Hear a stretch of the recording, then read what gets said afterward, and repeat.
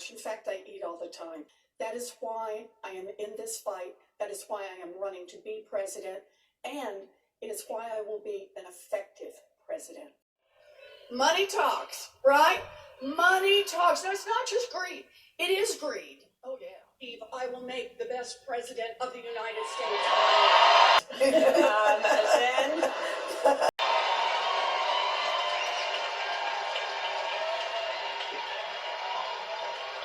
And I want to tell you why. I was not born a politician, but I was born a fighter.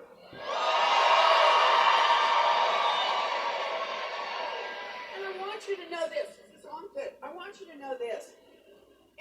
I gotta have a loud voice here. I come by this honest. I think that maybe the reason I fought all my life is because I learned this from my mother. I want to tell you a story about me. I grew up in Oklahoma. Okay, we got a few Okies here. I grew up in Oklahoma. I am the baby. I have 3 much older brothers. They all went off and joined the military. I am what used to be called a late in life baby. My mother always just called me the surprise. Yep, my 3 brothers are all retired. They're back in Oklahoma now. To this day, they are referred to as the boys. That's to distinguish them from the surprise. Now, when I was in middle school, all 3 of the boys were gone by then, and it was just my mom and my daddy and me. And my daddy had a heart attack. He pulled through, but he couldn't work for a long, long time. And I still remember the day when we lost the family station wagon. I remember how my mother used to tuck me in at night, and she would always kiss me and give me this big smile, and I knew what was coming next. She'd leave my room, close the door, and then I'd hear her start to cry. She never wanted to cry in front of me, and I knew that. This is when I learned words like mortgage and foreclosure. And one day I walked into my folks' bedroom, and laid out on the bed was the dress. Now, some of you in this room will know the dress. It's the one that only for weddings, funerals, and graduations. And there, down by the foot of the bed, was my mother. And she had on her slip, and she was in her stocking feet, and she was pacing back and forth, and she was saying, "We will not lose this house. We will not lose this house. We will not lose this house." She was 50 years old. She had never worked outside the home, and she was terrified. So she looks up and she sees me standing in the doorway. I'm just a kid. And she looks at me, and she looks at that dress, and she looks back at me, and she walks over and she pulls that dress on. She puts on her high heels, and she walks to the Sears, where she gets a full-time minimum wage job answering phones. And that minimum wage job saved our house, and it also saved our family. And that is the first lesson my mother taught me. And that is, no matter how scared you are, no matter how hard it looks, you get out there and you fight for the people you love.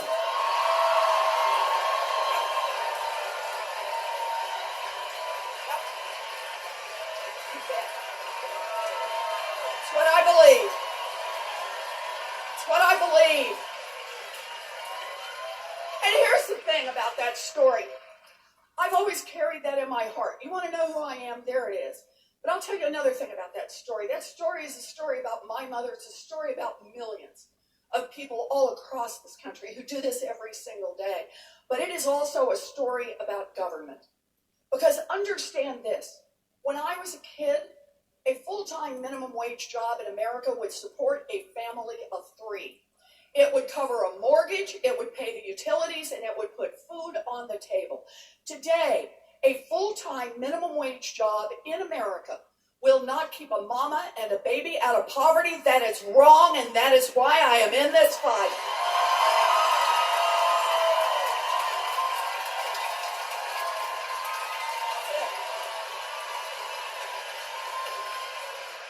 And I'll tell you something else about that.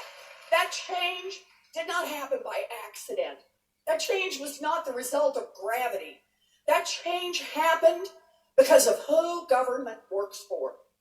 When I was a kid, the question asked in Washington for setting the minimum wage is, what does it take a family of three to make it in America's middle class? What does it take a family to have something solid they can build on? What does it take a family to be able to just get a toehold in this economy and build something going forward? Today, the question asked in Washington for setting the minimum wage is what will maximize the profits of giant multinational corporations. Well, I don't want a government that works for giant multinational corporations. I want one that works for our families.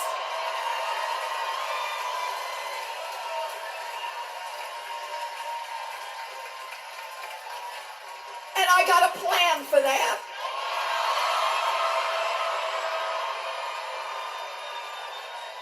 In fact, I got a lot of plans for that.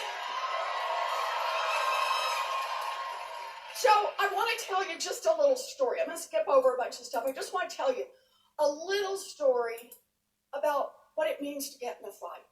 So in the late 1990s and the early 2000s, I was watching what was happening. I was studying families that go broke. And what I was starting to see over and over were people who were getting cheated on mortgages, that they had their own homes already.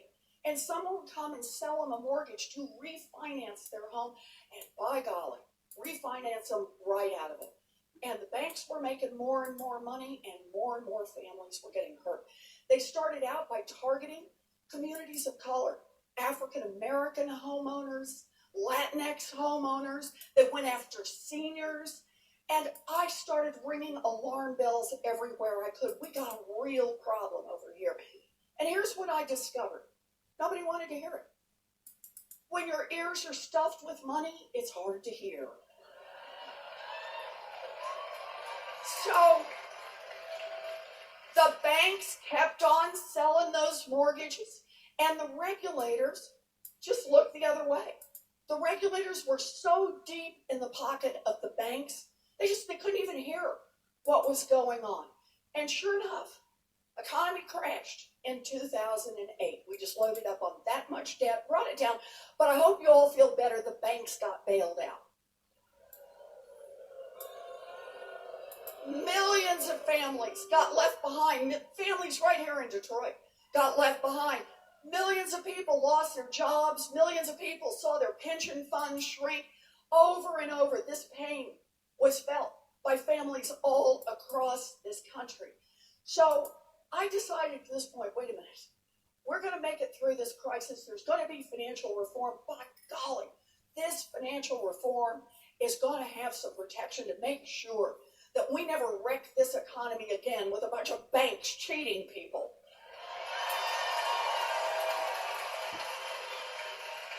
So I had this idea for an agency, right? Man, that sounds sexy. So I had this idea for this agency, and the basic idea is the same as the idea behind the safety. We have Consumer Product Safety Commission. You can't sell a toaster in America that has a 1 in 5 chance of burning down your house. You shouldn't be able to sell a mortgage that has a 1 in 5 chance, which these did, of costing a family their home. So that's the basic idea. And I wanted an agency. I don't want a single law. I wanted an agency because I knew the banks will rework these things. They'll give it another name. They'll figure out how to rewire it. So I wanted an agency that would have one job, just to be on the side of families, to make sure they don't get cheated on, let's make it all of it, mortgages, credit cards, payday loans, student loans. You don't get cheated on financial products. So that's the basic idea. So I go to Washington. Now, remember, I'm not in elected office. That's not my job. I'm a full-time teacher and researcher. Let's hear it for the nerds. Yes. So I go to Washington and basically I knock on doors. Anybody who'll talk to me. Democrat, Republican, I don't care. I'm just trying to pitch the idea for this agency. We're in a crisis. We're going to rewrite the laws. Let's get this agency in it. And here's what happened. Basically, I started getting the same two answers from everybody. It's just really knocked me over. And the first answer was, that's actually a pretty good idea. You could make a real difference. That's structural change. That would actually make a difference in the market. And the second half to the answer was, don't even try. You'll be up against the banks. You'll be up against Wall Street. You'll be up against all of the Republicans and shoot, you'll be up against half the Democrats on this. You will never get it done. Now, I get it.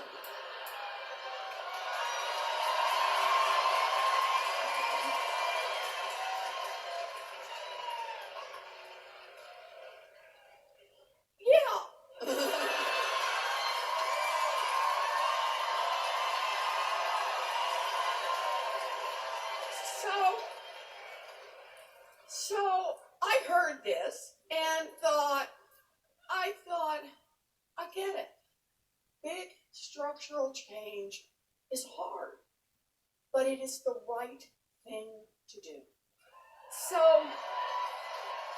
we got in this fight and took on the big banks. They were spending more than $1 million a day for nearly a year, just trying to fight back against this and the other financial reforms. But boy, this was the heart of it. They were out there. We fought the Republicans. We fought them all. But we built the coalitions. And in 2010, Barack Obama signed that agency into law.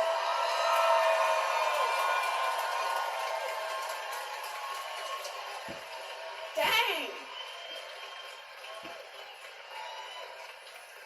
And here's the thing. That little agency has now forced the banks to return more than $12 billion directly to people they cheated.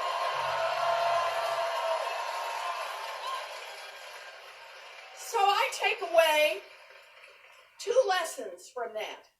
The first is you don't get what you don't fight for. I am in this fight.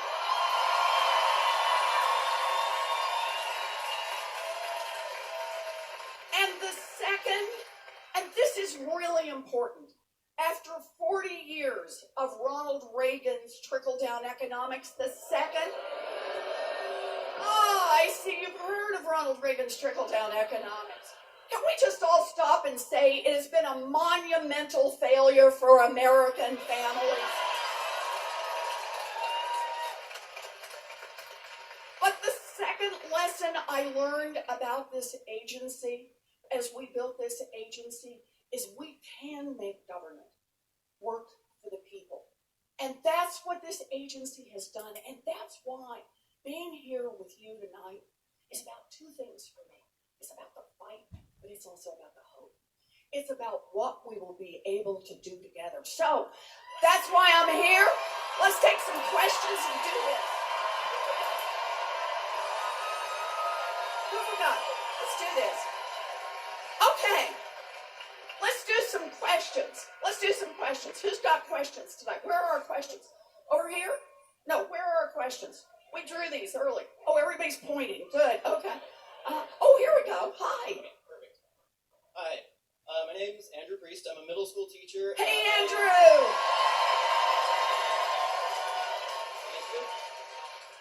At a lovely public school in the city of Detroit. I have a million questions to ask, but I'll stick to one. Okay. Many people know that schools are underfunded, but I don't often hear people talk about more equitable funding. Yes, I'm ready. Let me do this, Andrew. Could Could you talk to us about how you will make school funding more equitable for Oh, students yes, no matter where they live? Yes. Thank you.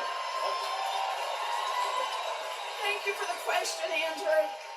Okay, so look, here's the deal. I tried to skip over too much, but I gotta tell you all, I have known what I wanted to be since second grade. Yeah, I know some of you in the back didn't decide until what, like fourth grade? Fifth grade, way in the back. Yeah, I get it. Since second grade, I have wanted to be a public school teacher. Can we hear it for our public school teachers?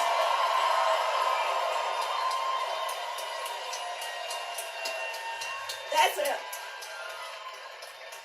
And I just want you all to know, I started early. I used to line my dollies up and teach school. I had a reputation for being tough but fair.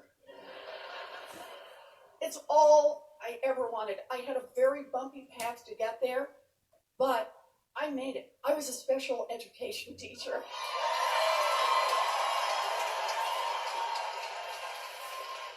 Now, I love that word. We have public school teachers in here. I'm going to need you to back me up on this, okay? But here's the thing. It's not a job, it is a calling. I had 4 to 6-year-olds in special education. I love this work.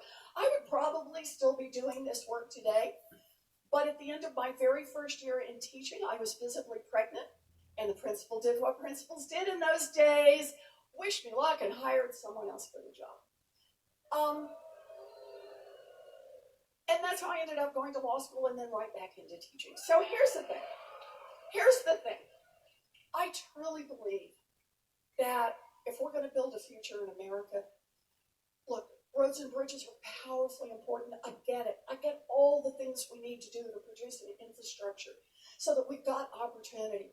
But boy, we've got to invest in the education of all of our children.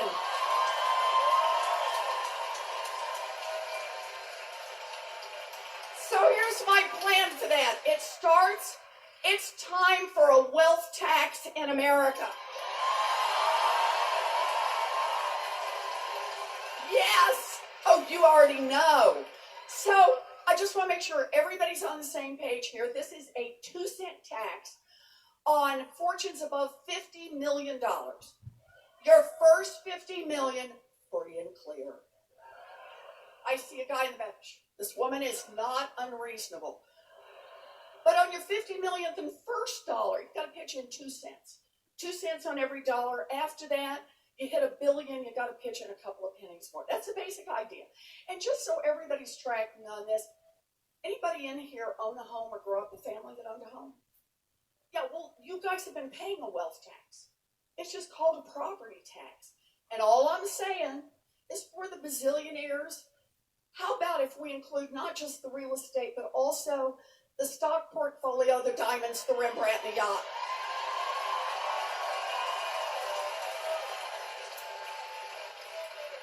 That's the basic idea. Now, you may have heard there are some billionaires who don't like this. One went on TV and cried. It was so sad. Another ran for president. Guess he thought it would be cheaper than a wealth tax. But their argument is, look, I worked hard, I stayed up late, I did this all the time, I had a great idea. You shouldn't punish me. I said, oh, wait, you made a big fortune here in America, good for you. Good for you. I think that's great, but here's the deal. I guarantee that if you built a fortune here in America, you built it at least in part using workers all of us help pay to educate. Yeah. You built it at least in part getting your goods to market on roads and bridges all of us help pay to build. You built it at least in part protected by police and firefighters all of us help pay the salaries for. And we're Americans. We love doing this. We want to make these investments in opportunity. All we're saying is when you make it big, I mean really big, I mean in 2 cents so everybody else gets a chance to make it?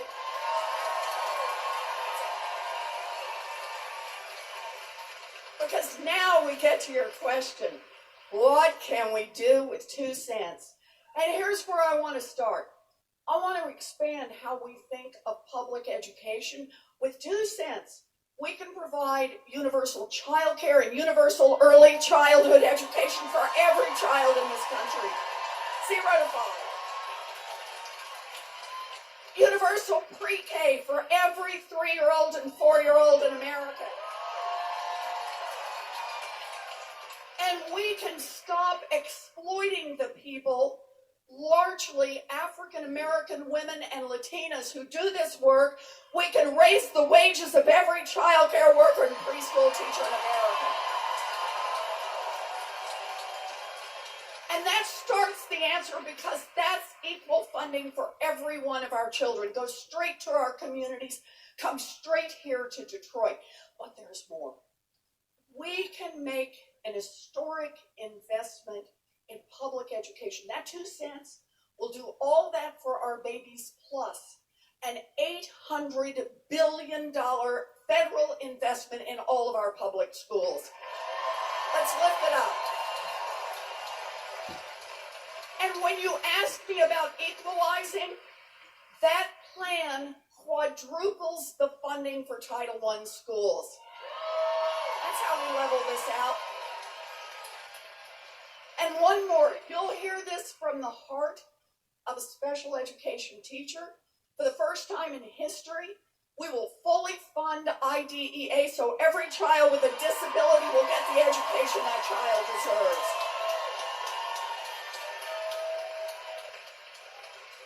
It is time in America to say that investing in our children is not just a local obligation, not just a state obligation. It is the obligation of a nation that wants to build a future.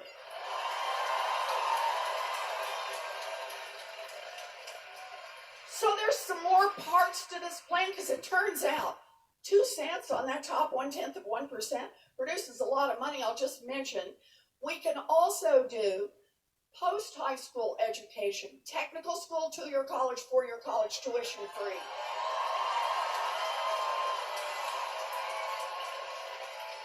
We can put $50 billion into our historically black colleges and universities. Same 2 cents. And just one more thing. We can cancel student loan debt for $43 million.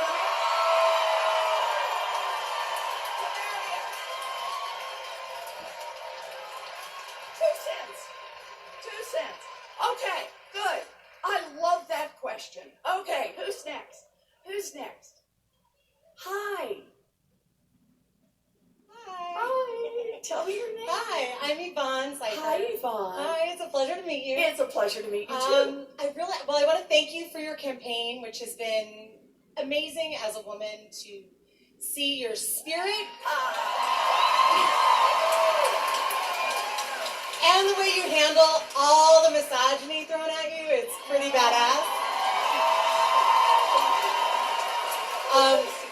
My question is, with Trump, our prestige, our reputation, our relationships around the world have really suffered. Yep. And I'm wondering, what will you do to go about repairing those relationships and restoring our reputation? Good. So thank you for the question, and I like the way you frame it. And, the way I see it, it is the job of the President of the United States to keep America safe. And part of that is that we need a strong military. As I said, all 3 of my brothers served. It's important to support our military. We have the finest military in the world. And they have committed to make any sacrifice for us. Their families sacrifice for us. But that means that we have a sacred obligation to them not to send our military to try to solve problems that can't be solved militarily. That's step 1. So that means we need to look at all the tools in the toolbox when we think internationally. Donald Trump has stripped down the State Department, and this is just dumb. I'm sorry, there's just no other way to describe it. Our State Department, these are the people who are our eyes and ears around the world. They represent America. They know the local culture. They know the local history. They know the local politics. They tell us in advance where there's trouble and what we need to focus on. And we have just decimated what's going on at the State Department. So one of the first things I will do as president is I will bring the State Department back up to full staff. We just got to support our State Department.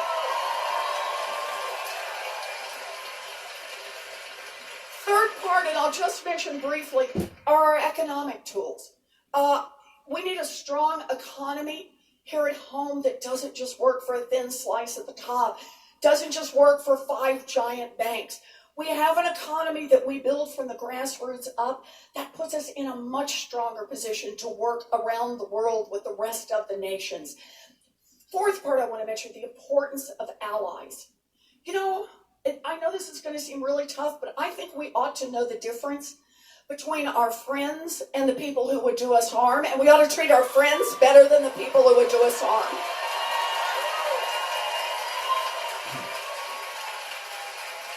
I don't think we ought to cozy up to dictators. And I don't think we ought to cut and run on our allies and abandon them. So much of that, working with our allies, is going to go a long way, but I got to mention one more. When you think about what we try to accomplish internationally and the importance of working with our allies, we also have to remember that leadership happens by example.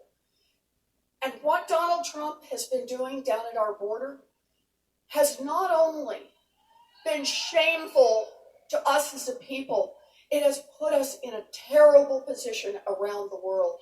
The world looks at what happens at our border, and they say the United States has lost moral authority, has lost leadership.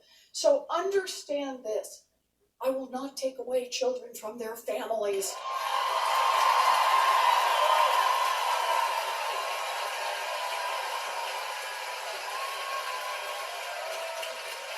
I will not lock up children in cages. I will close for-profit detention centers.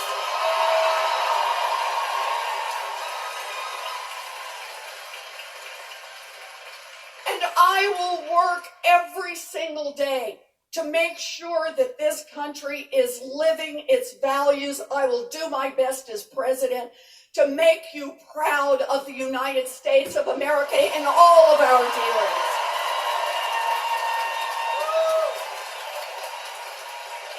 Good. Gotta do this. Good. Thank you. I like that. Thank you.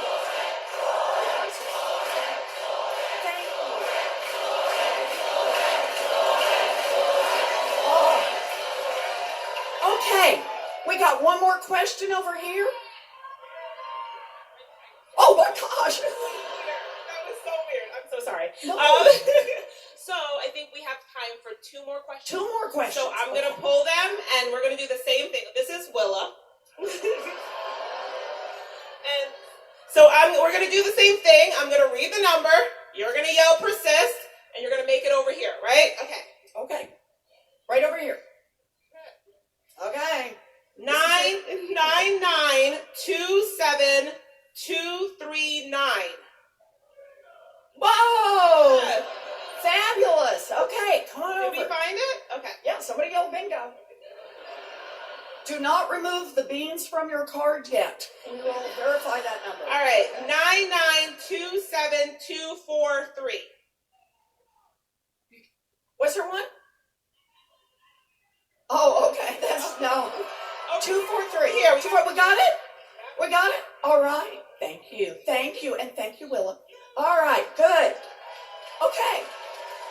So we're going to do some more questions. Okay. Hi. Hi. Hello, my name is Dion Freeman. I'm Hi, from Dion. Flint, Michigan. Good to have you here. Woohoo! I have a question for the city of Flint and for the state of Michigan. Yep. We are surrounded by water, and we are a natural water resource for America. Nestle Company is chipping us out of our natural resources. And before we became an industrialized state, we were all about agriculture. Yep. What are you going to do to help preserve our natural resources and get back water, clean water, back as a natural human right? Because All right. we're still paying for water that we cannot use in Flint, Michigan. So, thank you for the question. Water is life. And so we need to protect our water. But here's the thing to understand, because here's how I hear that question. What I really hear that question as is, look what happens when government works for giant corporations instead of working for the rest of us. Because this isn't about a problem with the water that's occurred naturally, right? This is about a giant corporation that's come in and said, I can boost profits by sucking it all up for myself and then discharging my filth, right? And that's making poor decisions for the people. So here's the question. Why does the government let them do that?